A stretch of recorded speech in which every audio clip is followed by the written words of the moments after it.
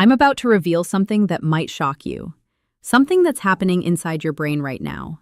A broken control system that's forcing your blood pressure higher, no matter how many pills you take. I'm Dr. Claire Whitmore, and after 2 decades as a cardiac surgeon, I've watched patients swallow handful after handful of medications, only to see their pressure spike again by afternoon, again by evening, again the next morning, in an endless cycle of pharmaceutical failure.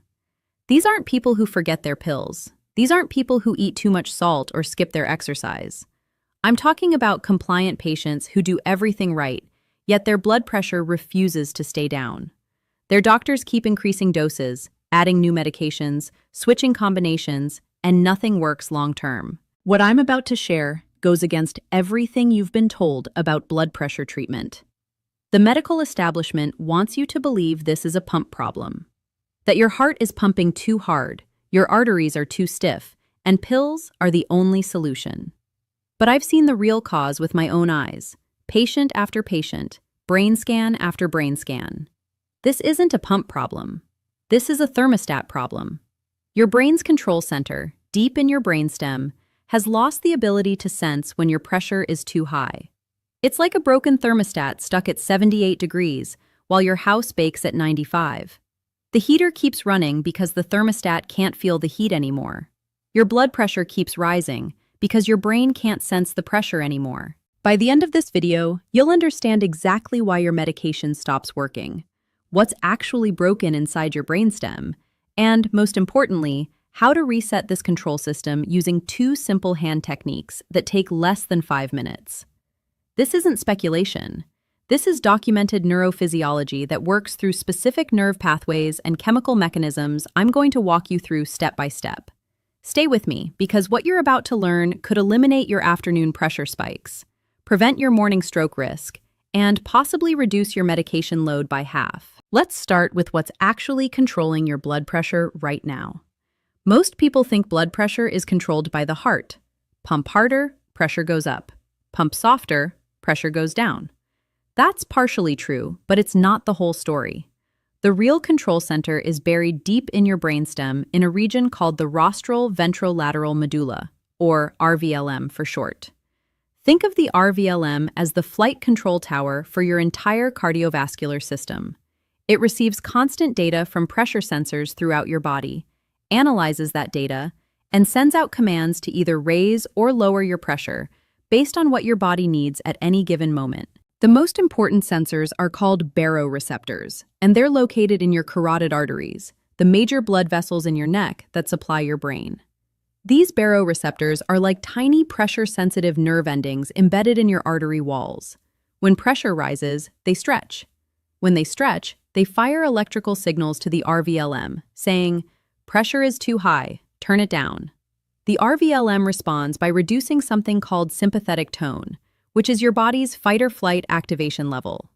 Lower sympathetic tone means your blood vessels relax, your heart rate slows, and your pressure drops.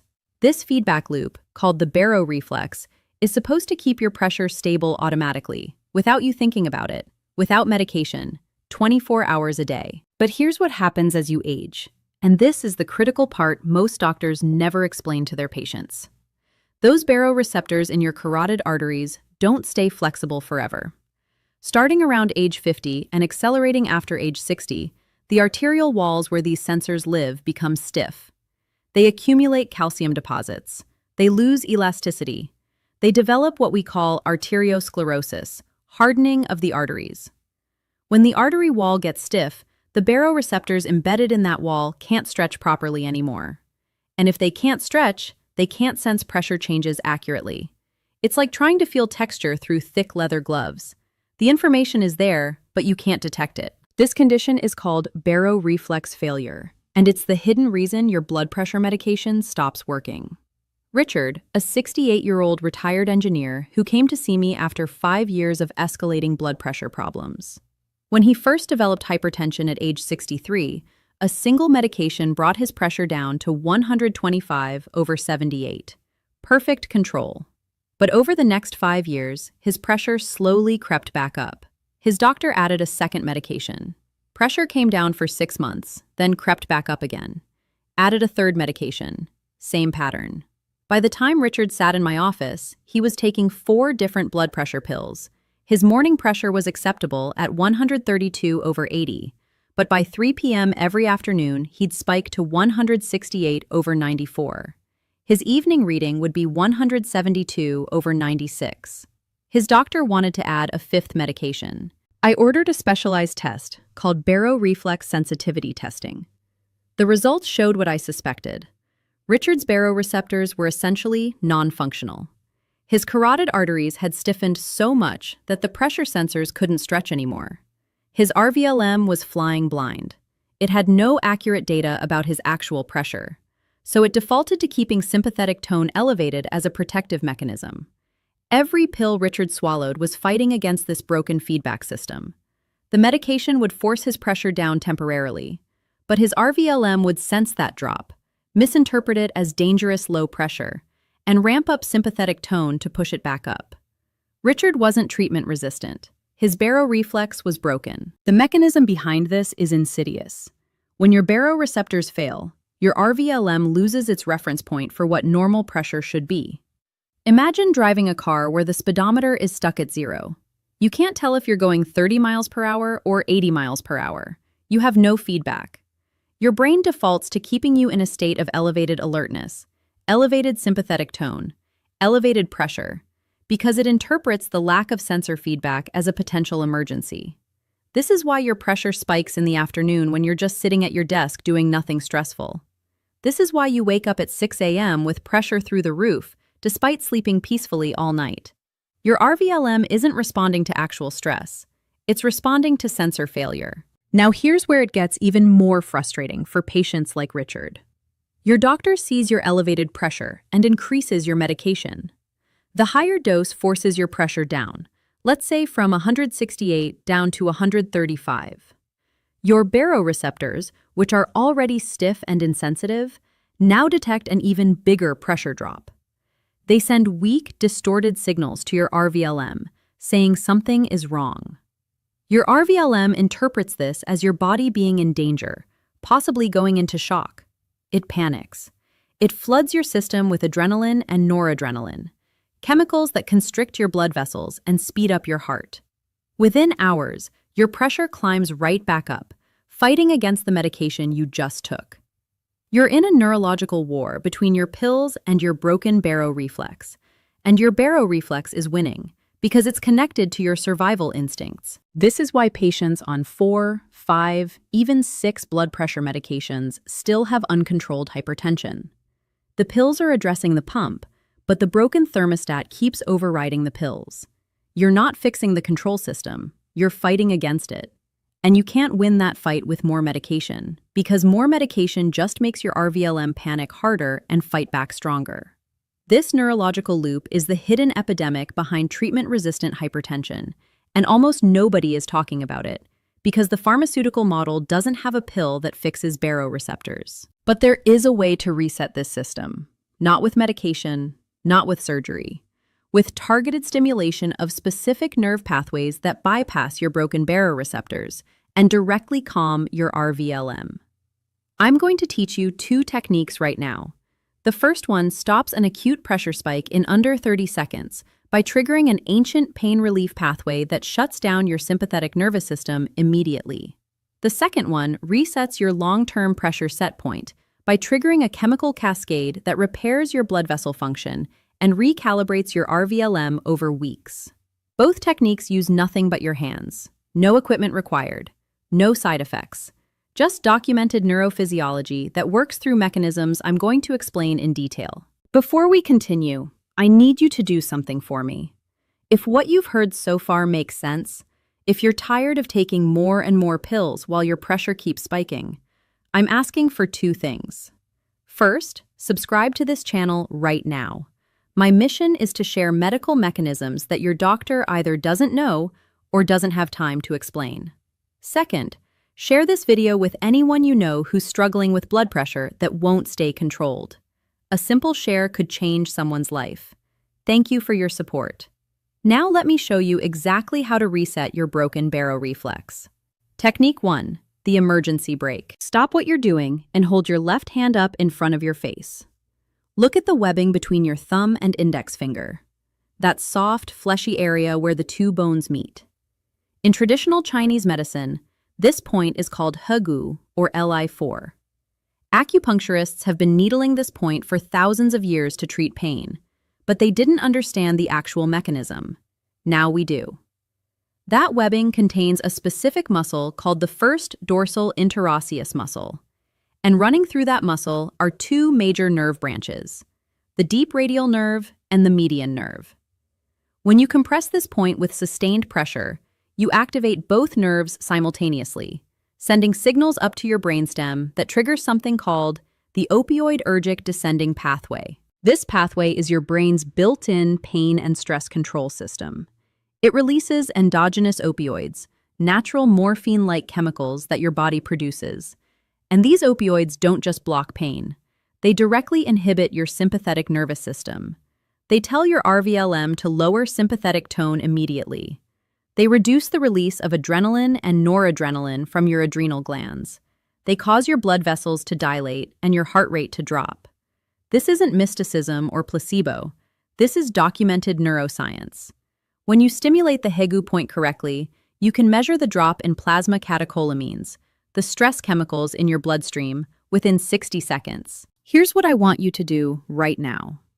Take your right hand and place your right thumb on top of that webbing on your left hand, right in the center between the thumb and index finger bones. Now place your right index finger underneath, directly opposite your thumb on the palm side. You're going to pinch this area firmly, squeezing the muscle between your thumb and finger. The pressure should be strong enough to create a specific sensation. You're looking for what acupuncturists call dai qi, a dull, heavy, aching numbness that radiates into your hand and up into your forearm. If you feel sharp pain, you're pressing too hard, or you're in the wrong spot. Move your fingers slightly until you find the spot that creates that deep ache. That ache is the signal. That's the nerve activation you need. Ready? Squeeze now. Firm, sustained pressure on that webbing. Hold it while I explain what's happening inside your body at this exact moment. The deep radial nerve and median nerve are firing signals up through your spinal cord to your brainstem. These signals arrive at a region called the periaqueductal gray, the PAG, which is your brain's pain control center.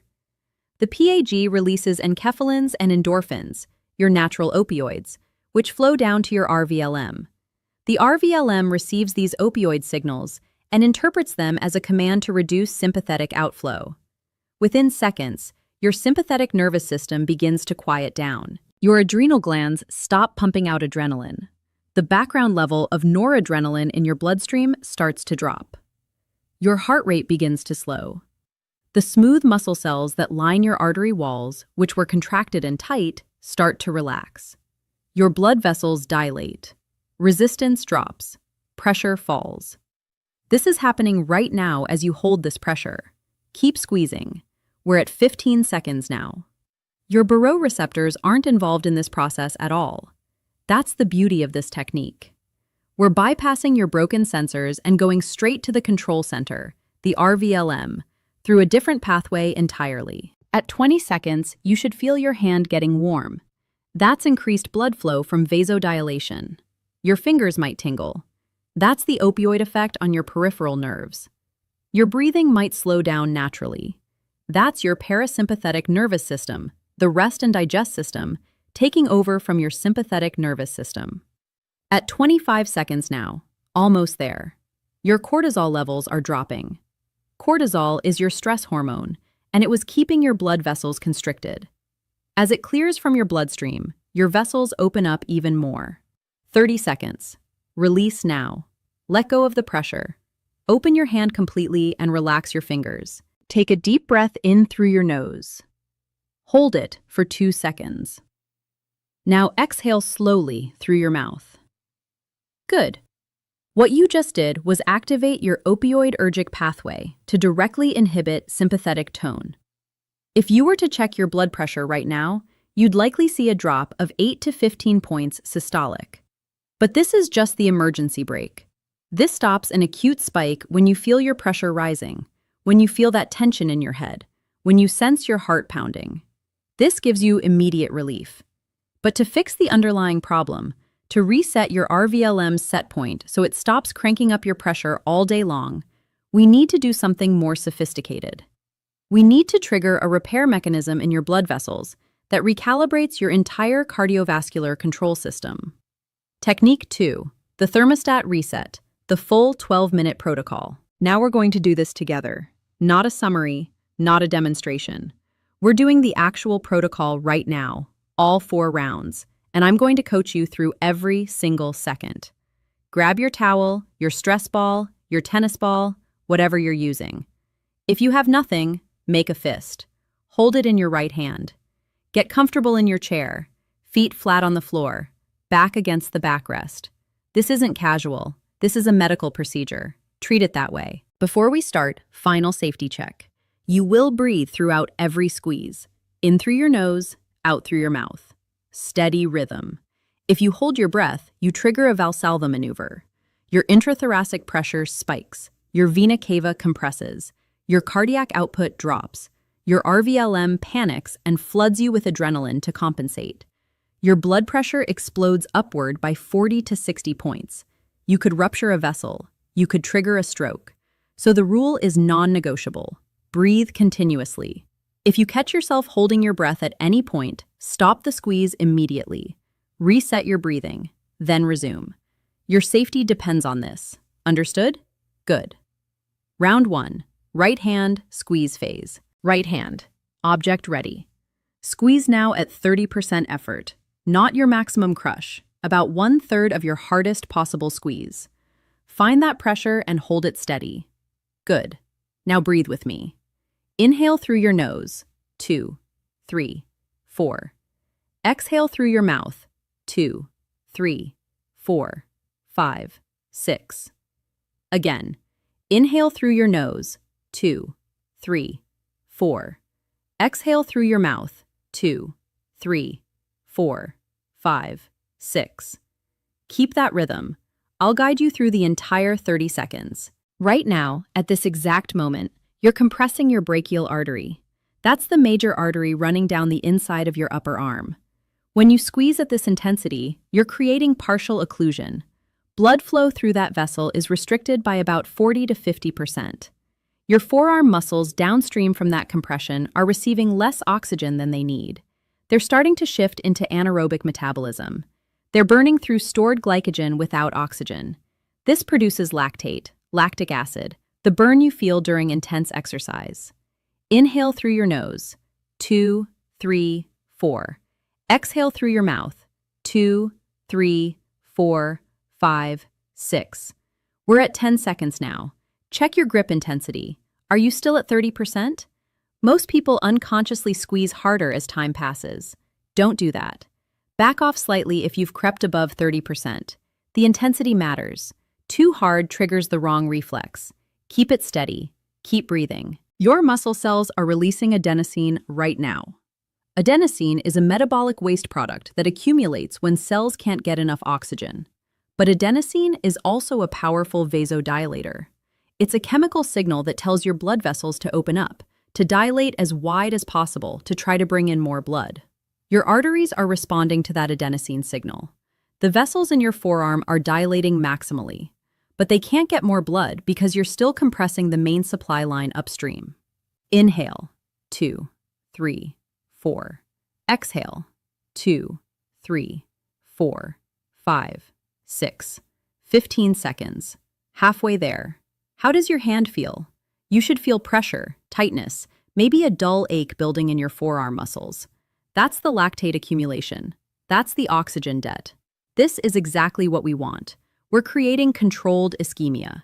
Temporary, safe, therapeutic oxygen deprivation that sets up the rebound effect we need. Behind your squeeze point, up in your upper arm and shoulder, blood is backing up.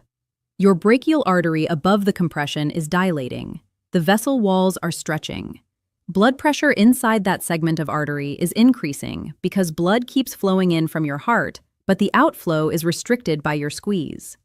It's like putting your thumb over the end of a garden hose. Water backs up. The hose swells. Pressure builds. That's happening in your artery right now. Inhale through your nose. Don't hold your breath. 2, 3, 4. Exhale through your mouth. 2, 3, 4, 5, 6. 20 seconds. You're doing great. Maintain that 30% squeeze. Don't let up yet. Your endothelial cells, the single layer of cells lining your artery walls, are being stretched and compressed simultaneously. They're being primed. They're preparing to release a massive burst of nitric oxide the instant you release this pressure. The enzyme eNOS is activated. It's locked and loaded. It's waiting for the signal. Your oxygen debt is accumulating. Your muscle cells have produced enough adenosine that your vessels are dilated to absolute maximum capacity. Everything is ready. The dam is about to break. Just hold this for 5 more seconds. Inhale. 2, 3, 4. Exhale. 2, 3, 4, 5, 6. 25 seconds. Almost there. Keep that pressure steady. Keep breathing. Don't hold your breath. Your metabolic waste products have reached critical mass. Your blood vessels are screaming to open. 28 seconds. 29. 30. Release now. Drop it. Let go completely. Open your hand wide. Spread your fingers apart. Relax every muscle in your arm and hand. Complete relaxation. Now pay attention. Watch what happens. Round 1. Rest phase. Can you feel it? That rush of warmth flooding down your arm from shoulder to fingertips? That intense heat spreading through your forearm and into your palm? That tingling, almost electric sensation in your fingers? That's it. That's reactive hyperemia. The dam just broke. Blood that was backed up behind your squeeze point for the last 30 seconds is now exploding through your brachial artery at 300 to 400% of normal velocity. Picture a fire hydrant that's been closed. You open the valve. Water doesn't flow out, it erupts. It blasts. That's what's happening in your artery right now. The mechanism behind this is pure physics. When you compressed your brachial artery, you created a pressure gradient. High pressure upstream, low pressure downstream. Your heart kept pumping blood into your arm the entire time, but the outflow was restricted. Pressure built up behind the blockage. Meanwhile, downstream in your forearm, your blood vessels dilated maximally in response to adenosine, preparing to accept a massive influx of blood. When you released the compression, that pressure differential resolved instantly. High-pressure blood rushed into the dilated low-pressure vessels. The flow velocity skyrocketed.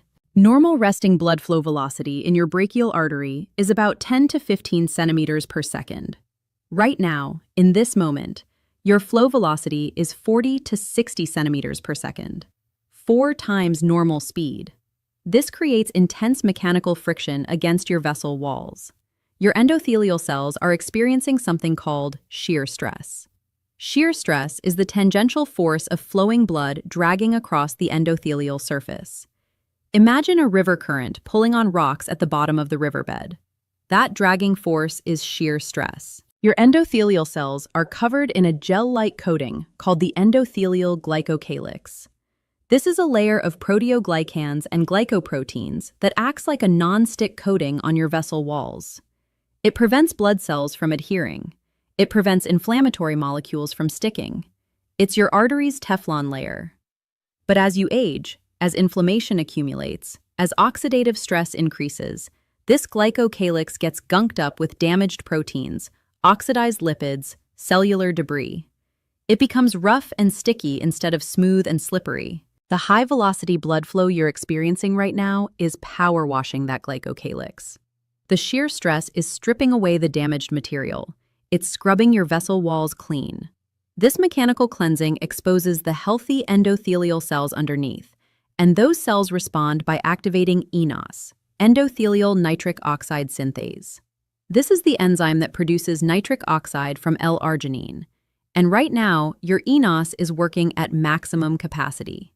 Nitric oxide is flooding into your bloodstream. Nitric oxide does 3 things simultaneously. First, it diffuses into the smooth muscle cells that wrap around your arteries. These smooth muscle cells control whether your vessels are constricted or dilated. Nitric oxide tells them to relax, to release their grip. Your arteries dilate even more. Resistance drops throughout your entire vascular system, not just in your arm. The nitric oxide enters your general circulation and causes systemic vasodilation. Your blood pressure is dropping right now. Second, nitric oxide inhibits platelet activation. Platelets are your clotting cells. When they get sticky and clumped together, they form clots that can block arteries and cause heart attacks or strokes. Nitric oxide keeps platelets smooth and non-reactive. It's antithrombotic, anti-clotting. Third, nitric oxide prevents leukocytes, white blood cells, from adhering to your vessel walls. When white blood cells stick to endothelium, they release inflammatory chemicals that damage the vessel and contribute to plaque formation. Nitric oxide blocks this adhesion. It's anti-inflammatory at the vascular level. So this one molecule, nitric oxide, is simultaneously dilating your vessels, preventing clots, and stopping inflammation. It's the ultimate cardiovascular protective agent, and you just triggered a massive release of it by doing a simple 30-second hand squeeze. We're at 20 seconds of rest now. Your blood flow velocity is starting to normalize. The initial flood is passing, but the nitric oxide effect continues. The molecule has a half-life of only a few seconds in your bloodstream, but the eNOS enzyme remains activated for several minutes. You're continuing to produce nitric oxide even as we speak. This sustained production is what creates the long-term benefits. You're not just getting a one-time burst. You're training your endothelial cells to remember how to produce nitric oxide efficiently. With repeated sessions over days and weeks, your baseline eNOS expression increases. Your vessels stay healthier longer. 25 seconds of rest. Almost time for round 2. Take a deep breath. Shake out your right hand gently. Flex your fingers a few times. We're going to switch to your left hand now. The protocol is identical. 30 seconds squeeze at 30% effort, breathing continuously. Then 30 seconds rest. But during this rest period, I'm going to explain a different aspect of what's happening. Ready? Transfer the object to your left hand. Get your grip set. Same intensity as before, about 1/3 of maximum. Here we go. Round 2. Left hand, squeeze phase. Squeeze now. Left hand, 30% effort. Breathe with me. Inhale through your nose. 2, 3, 4. Exhale through your mouth. 2, 3, 4, 5, 6. Establish that rhythm. Lock it in. This breathing pattern is protecting you from the Valsalva maneuver. Every exhale is releasing pressure from your chest cavity. Every inhale is refilling your lungs with oxygen for your heart muscle. Your cardiovascular system is stable and safe as long as you breathe. Your left brachial artery is now experiencing the same compression you created in your right arm. Blood flow restriction, ischemia building, lactate accumulating, adenosine releasing, vessels dilating maximally downstream, pressure increasing upstream. You know what's coming. You felt it in your right arm. That rush of reactive hyperemia is going to happen again in about 25 seconds. But this time, I want you to notice something different. Pay attention to whether the sensation is identical in both arms or if one side feels more intense than the other. Inhale, 2, 3, 4. Exhale, 2, 3, 4, 5, 6. 10 seconds in. Check your effort level. Still 30%? Not creeping higher? Good. Most people have a dominant arm that's stronger. If you're right-handed, your right arm's maximum squeeze is probably 10 to 15% stronger than your left. That means 30% of maximum in your left hand might feel slightly easier than it did in your right. That's normal. Don't compensate by squeezing harder. Trust the percentage. The metabolic response is what matters, not the absolute force. Your muscle cells are shifting into anaerobic metabolism again. They're producing ATP, cellular energy currency, without oxygen. This is an inefficient process. It generates lactate as a byproduct. You're building an oxygen debt. This debt must be repaid the moment you release the squeeze. Your body will flood your arm with oxygenated blood to clear that lactate and restore aerobic metabolism. That flood is the therapeutic event. That's reactive hyperemia. That's what activates eNOS and produces nitric oxide. Inhale. Don't hold your breath. 2, 3, 4. Exhale. 2, 3, 4, 5, 6. 15 seconds, halfway through. Your forearm muscles are feeling the burn now, aren't they? That's lactate accumulation. That's the signal we need. Your vessels are responding. Adenosine levels are rising. Vasodilation is maximal. The blood is backing up behind your squeeze point, creating pressure. Your endothelial cells are stretched and ready. There's something happening right now that I haven't mentioned yet. Your baroreceptors, those pressure sensors in your carotid arteries that we discussed earlier, are detecting a slight increase in blood pressure. Even though you're not squeezing hard enough to trigger a dangerous pressor reflex, there is a small rise in pressure from the mechanical compression and the muscle contraction. Your baroreceptors are sending signals to your RVLM, saying pressure is slightly elevated. But here's the critical difference from chronic hypertension. This is acute, controlled, and temporary. Your RVLM interprets this as exercise stress, not pathological hypertension. It responds appropriately by preparing to vasodilate once the stress ends. Inhale through your nose. 2, 3, 4. Exhale through your mouth. 2, 3, 4, 5, 6. 20 seconds in, 10 seconds remaining. Your oxygen debt is substantial now. Your muscle cells have consumed their stored oxygen. They're depleting their phosphocreatine reserves. They're relying purely on anaerobic glycolysis. This metabolic stress is the stimulus that triggers the adaptive response. Your body doesn't want to be in this state. It's uncomfortable. So when you repeat this stimulus regularly, your body adapts. Your vessels become more efficient at delivering oxygen. Your endothelial function improves. Your nitric oxide production increases baseline. This is training at the cellular level. You're not training your muscles to get stronger. You're training your endothelium to function better. 25 seconds. Almost there.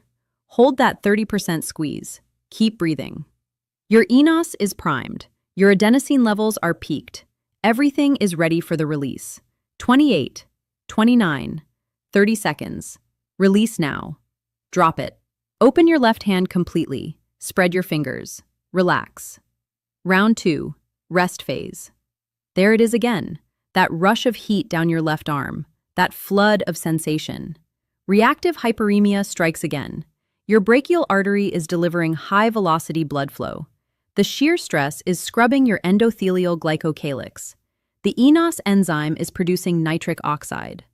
But this time, I want to explain what's happening at the molecular level inside your endothelial cells themselves. Because understanding this mechanism helps you appreciate why this technique works when nothing else has. Your endothelial cells contain mechanoreceptors on their surface. These are protein channels that respond to physical force. When high-velocity blood creates shear stress, these mechanoreceptors detect the friction and open up. They allow calcium ions to flow into the cell. This calcium influx is the trigger. Inside your endothelial cells, calcium binds to a protein called calmodulin. The calcium-calmodulin complex then activates enos, the enzyme we've been talking about. Enos takes L-arginine, an amino acid floating in your bloodstream, and converts it into L-citrulline plus nitric oxide. The nitric oxide diffuses out of the endothelial cell within milliseconds. But here's what makes this so powerful for long-term blood pressure control. When you repeatedly stimulate enos through shear stress, day after day, your endothelial cells respond by producing more enos enzyme. They upregulate the gene expression for enos. They manufacture more copies of the enzyme and embed them in the cell membrane.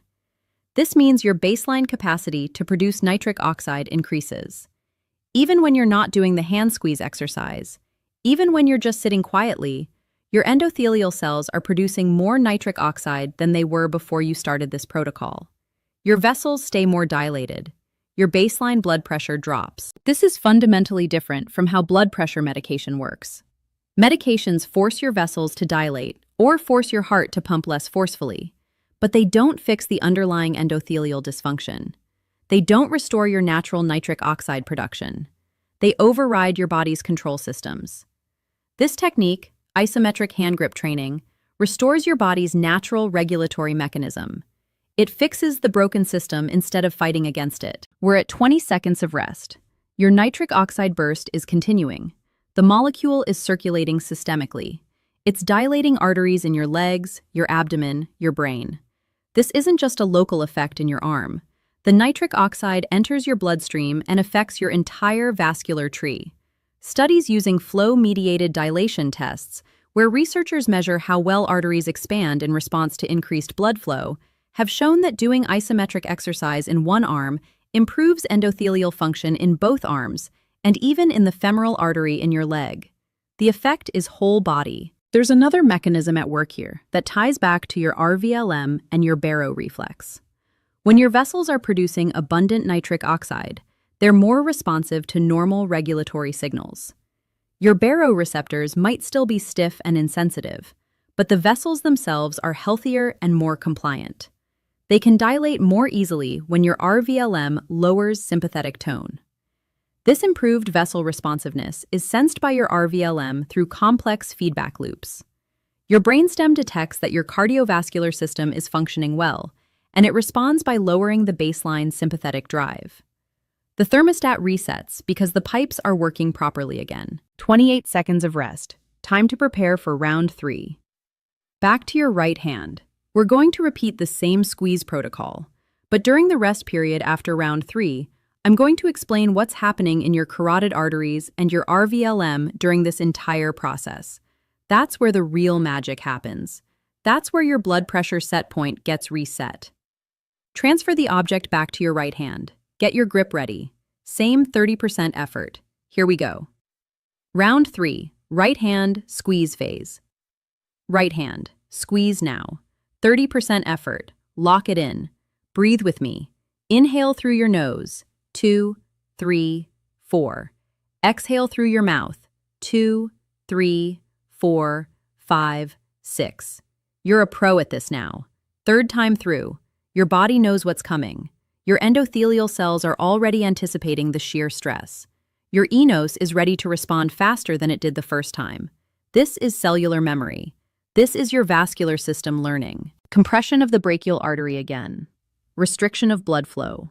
Ischemia building in your forearm muscles. Lactate accumulating. You know this sensation now. That dull ache in your muscles. That pressure in your hand. This is controlled metabolic stress. Safe. Therapeutic. Necessary to trigger the adaptive response we need. Inhale. 2, 3, 4. Exhale. 2, 3, 4, 5, 6. 10 seconds. I want you to think about something while you're squeezing. Think about the fact that you're not taking any medication right now. You're not swallowing a pill. You're not getting an injection. You're not having surgery. You're squeezing an object and breathing. That's it. And yet, this simple mechanical act is triggering complex biochemical cascades that are more effective at lowering your long-term blood pressure than adding another medication to your regimen. This is the power of understanding physiology and working with your body instead of fighting against it. Your vessels are dilating behind the compression point. Your adenosine levels are rising. Your oxygen debt is accumulating. This is the third time in the last 6 minutes that you've created this metabolic state. Your body is starting to recognize this as a pattern, not a one-time event. It's beginning to adapt. Your gene expression is starting to shift. Your cells are preparing to produce more enos baseline, more mitochondria to handle the metabolic demand, more antioxidant enzymes to clear the free radicals produced during ischemia reperfusion. Inhale, don't hold your breath. 2, 3, 4. Exhale. 2, 3, 4, 5, 6. 15 seconds. Halfway there. Your endothelial cells are stretched and compressed again. The mechanoreceptors on their surface are ready to detect the shear stress that's coming. Your enos enzyme is activated and waiting for the calcium influx that will fully turn it on. Everything is primed. There's an important concept in exercise physiology called hormesis. Hormesis is the principle that small doses of stress make you stronger. Lift weights and you damage muscle fibers, but they repair themselves stronger than before. Fast intermittently and you stress your cells, but they respond by improving their efficiency and resilience. What you're doing right now is vascular hormesis. You're stressing your endothelial cells with controlled ischemia and shear stress, and they're responding by becoming healthier and more functional. The stress is the signal. The adaptation is the benefit. Inhale through your nose. 2, 3, 4. Exhale through your mouth. 2, 3, 4, 5, 6. 20 seconds. 10 seconds remaining. Your body is remarkably intelligent. It doesn't like being in metabolic debt. It doesn't like having lactate build up in your muscles. So it's preparing to flood your arm with blood the moment you release. Your vasodilatory mechanisms are on standby. Your heart is ready to deliver high-flow blood. Your vessels are dilated and waiting.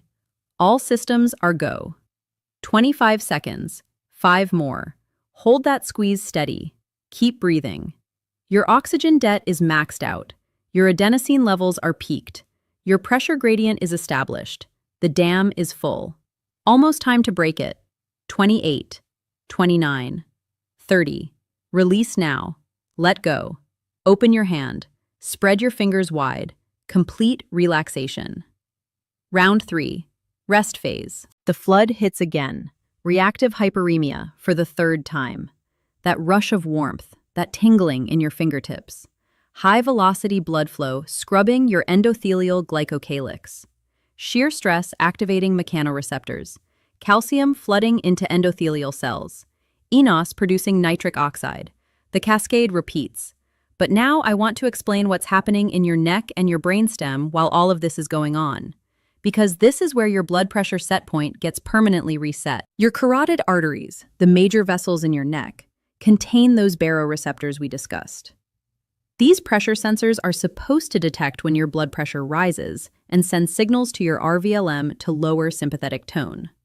But yours are stiff and insensitive from age-related arteriosclerosis. They're not functioning properly. This is baroreflex failure. However, your carotid arteries also contain chemoreceptors, different sensors that detect oxygen and carbon dioxide levels in your blood.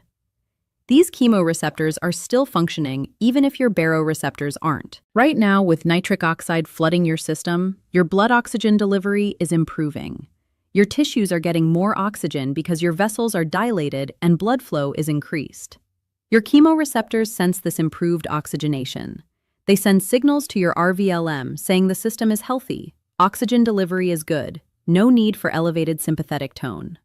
This is a different feedback loop than the baroreflex. It's the chemoreflex. And it's one of the ways we bypass your broken baroreceptors to reset your RVLM. But there's more. Your RVLM doesn't just receive input from baroreceptors and chemoreceptors. It also monitors something called vascular compliance, how easily your blood vessels expand and contract. When your endothelial function is poor, when you're not producing enough nitric oxide, your vessels become stiff. They resist dilation. Your RVLM senses this stiffness and interprets it as a need to maintain high pressure to force blood through rigid pipes. It's like pushing water through a stiff, corroded old pipe. You need more pressure to get the same flow. But when you restore endothelial function through repeated isometric handgrip training, your vessels become compliant again. They dilate easily. They're flexible and responsive. Your RVLM senses this improved compliance and recognizes that high pressure is no longer necessary. Lower pressure can achieve adequate blood flow because the pipes are working properly. This compliance feedback is another signal that tells your RVLM to lower your baseline sympathetic tone. To reset the thermostat to a lower setting. We're at 20 seconds of rest now. Your nitric oxide levels are still elevated. The molecule is still circulating, still dilating vessels throughout your body, still improving vascular compliance, still sending feedback signals to your RVLM. This is why one session of IHT can lower your blood pressure for 6 to 8 hours afterward. The nitric oxide effect persists. The improved compliance persists. The altered RVLM signaling persists. But when you do this twice daily for weeks, something more permanent happens. Your RVLM literally rewires itself. Neuroplasticity works in your brainstem just like it works in your cerebral cortex. When your RVLM repeatedly receives signals that your vascular system is healthy, that oxygen delivery is good, that vessel compliance is improved, it adapts. It lowers its baseline sympathetic output. It resets the set point. New neural connections form that favor lower sympathetic tone. Old connections that maintained high tone weaken. Your brain physically changes its wiring to match the new reality of healthy vessel function. This is neuroplasticity applied to blood pressure control. You're not just temporarily dilating vessels, you're retraining your brain's cardiovascular control center. You're teaching your RVLM that lower pressure is safe, that your body can function perfectly well without elevated sympathetic drive. This learning takes time. This is why the protocol requires weeks, not days. But the adaptation, once it occurs, is stable. Your pressure stays controlled even on days you skip the exercise because your RVLM's baseline set point has shifted. 28 seconds of rest. Almost time for the final round. This last round is going to complete the session. 4 complete ischemia reperfusion cycles, 4 reactive hyperemia events, 4 nitric oxide bursts. Your endothelial cells have been thoroughly stimulated. Your RVLM has received multiple feedback signals about improved vascular function. This final round seals the deal for this session. Transfer the object to your left hand one more time. Get ready. Here we go. Final round. Round 4. Left hand, squeeze phase. Left hand, final squeeze. 30% effort. Breathe with me. Inhale through your nose. 2, 3, 4. Exhale through your mouth. 2, 3, 4, 5, 6. This is it. The last 30 seconds. Make them count. Maintain that effort level. Keep your breathing steady. Your body knows what to do now. Your vessels are primed for one more reactive hyperemia event. Your endothelial cells are ready for one more shear stress stimulus. Your RVLM is integrating all the feedback from the previous 3 rounds and preparing to incorporate this final signal. Compression of your left brachial artery one last time. Blood flow restriction, ischemia building, lactate accumulating, adenosine releasing. The metabolic dance repeats. Your muscle cells are producing waste products. Your vessels are dilating maximally to prepare for the flood. Your pressure gradient is building. The setup is complete. Just 25 more seconds until the payoff. Inhale, 2, 3, 4.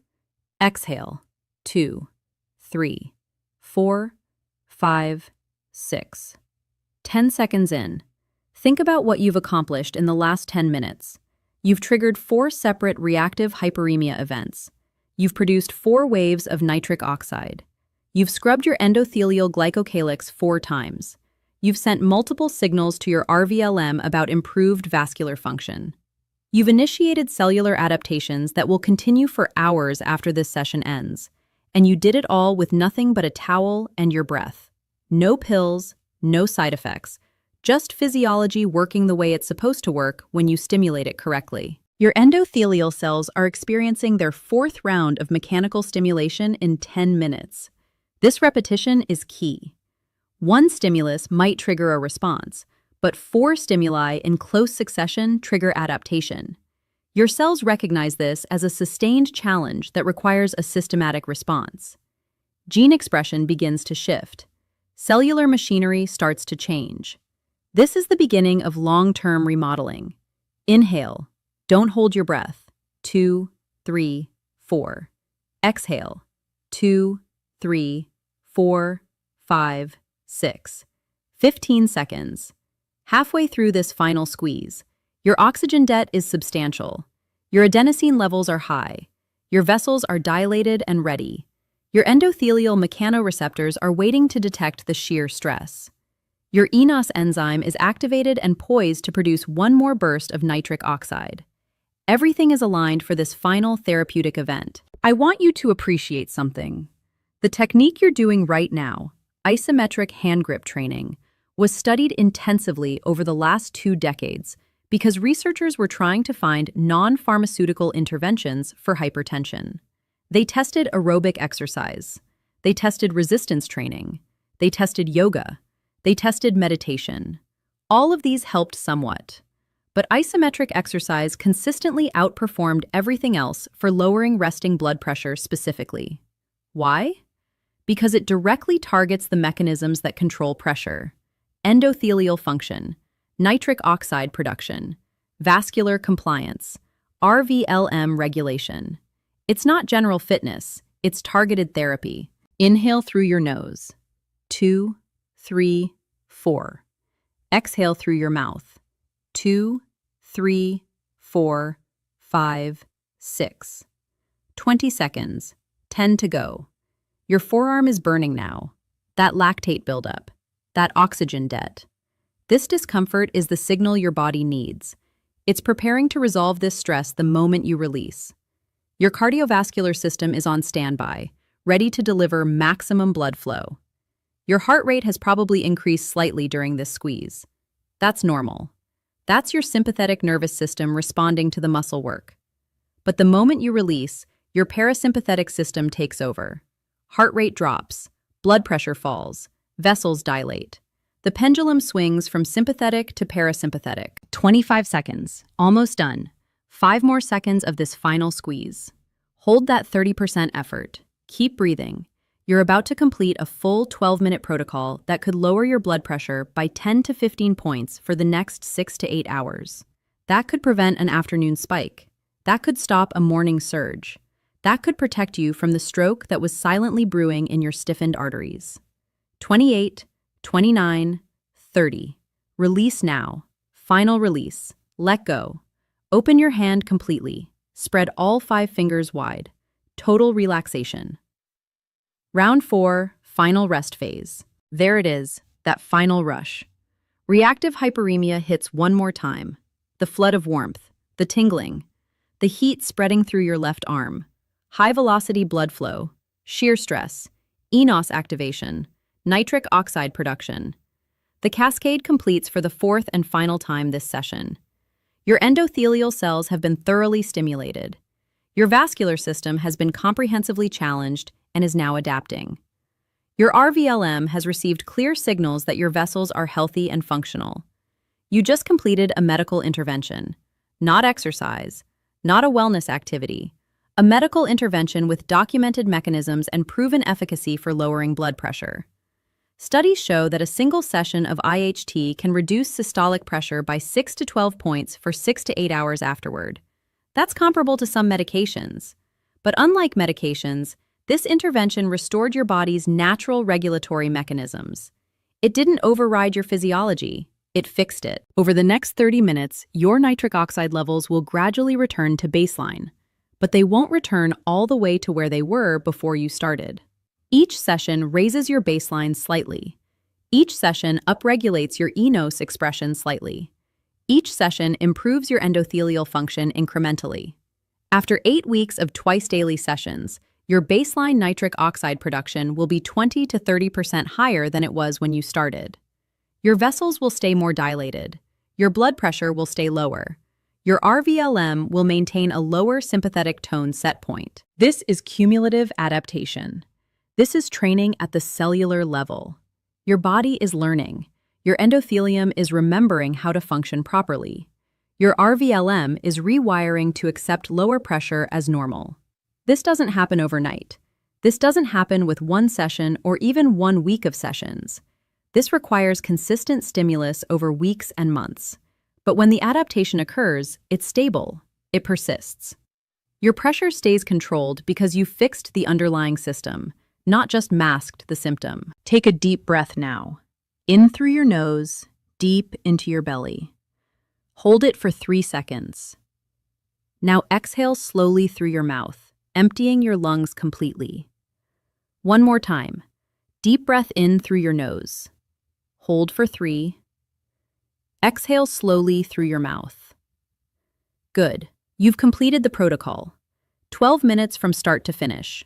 4 rounds of controlled ischemia and reperfusion. 4 reactive hyperemia events. 4 nitric oxide bursts. Your cardiovascular system has been reset for the next several hours. If you're tracking your blood pressure at home, check it now. Compare it to your reading before you started. Most people see an immediate drop of 8 to 15 points systolic. Some people see even more, especially if they were elevated to begin with. This immediate drop will gradually diminish over the next 6 to 8 hours as the nitric oxide clears from your system. But if you do this protocol again this evening, you'll blunt your nighttime pressure and promote healthy nocturnal dipping. If you do it again tomorrow morning, you'll prevent tomorrow's morning surge. Day after day, session after session, the effects accumulate until your baseline pressure resets permanently. That's the complete 12-minute protocol. That's what Margaret did, twice daily. That's what Robert did, twice daily. That's what hundreds of patients in clinical studies did, twice daily. And it worked. It lowered their blood pressure by an average of 8 points systolic and 4 points diastolic after 8 weeks. It allowed medication reductions under physician supervision. It improved their quality of life by eliminating afternoon spikes, morning surges, and nighttime hypertension. It reset their RVLM. It restored their endothelial function. It fixed their broken baroreflex indirectly by improving vascular compliance and chemoreceptor feedback. You now have the complete protocol. You know every mechanism. You understand every second of the 12-minute routine. You've experienced it once. Do it again this evening. Do it again tomorrow morning. Do it again tomorrow evening. Twice daily, every day, for 8 weeks minimum. Track your pressure. Watch the numbers drop. Watch your afternoon spikes diminish.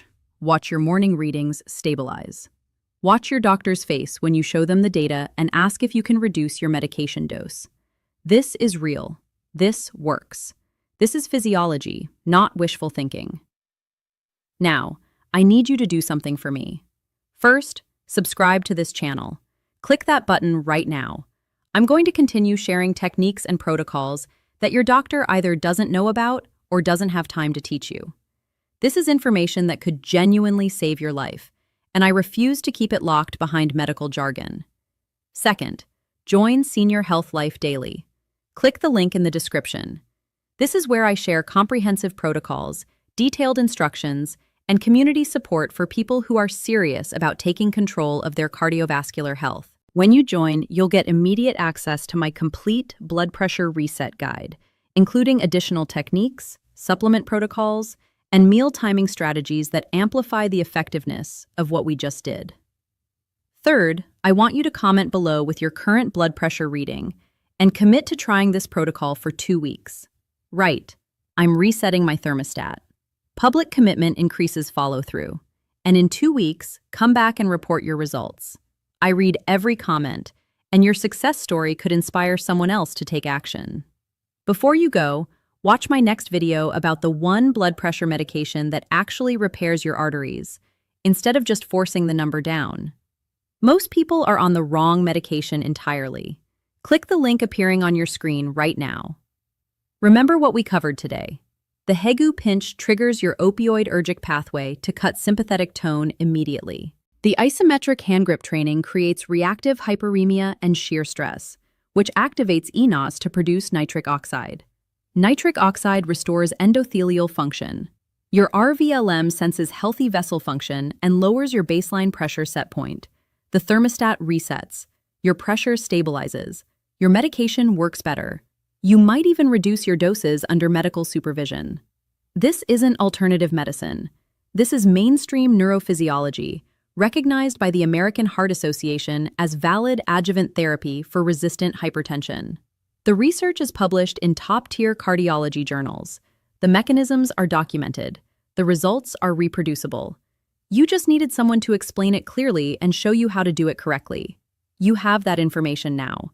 You have the power to reset your own RVLM. You have the ability to fix your broken baroreflex without surgery, without more pills, just with targeted nerve stimulation and controlled ischemia reperfusion that your body knows how to respond to instinctively. Start today. Do the Hegu pinch for 30 seconds. Do 4 rounds of IHT. Do it twice daily for 8 weeks and track your pressure. Watch what happens. Your afternoon spikes will diminish. Your morning surges will flatten. Your pressure will stabilize throughout the day instead of swinging wildly. Your doctor will see the numbers and might reduce your medication. Your brain fog will lift. Your energy will return. Your dizziness when standing will resolve. These aren't just lower numbers on a screen. This is better blood flow to your brain, your heart, your kidneys, every organ in your body. This is reclaiming your health from a broken regulatory system that nobody else was addressing. You're not powerless against high blood pressure. You're not doomed to take more and more pills for the rest of your life. You have a brainstem that can be retrained. You have blood vessels that can remember how to make nitric oxide. You have a baroreflex that can be recalibrated. You just needed the right techniques and the right information. Now you have both. Take care of yourself.